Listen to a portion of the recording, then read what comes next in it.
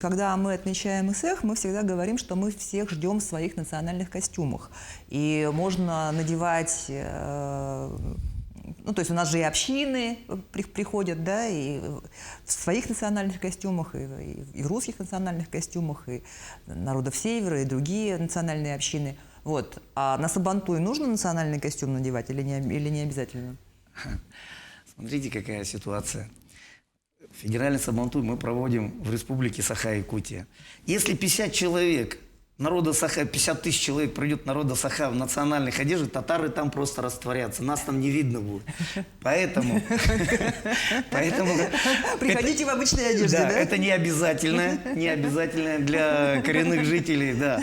А вот своим землякам с района, которые приезжают, да, это обязательное условие, чтобы они приехали в национальных татарских одеяниях, национальной татарской одежде. И если это Сабантуй проходит где-нибудь там, допустим, в Татарстане, это так же, как у Саха, это вот именно отдание дани нашим предкам, что они ходили в таких одеждах. Это же национально, это же красиво, это показывает колорит.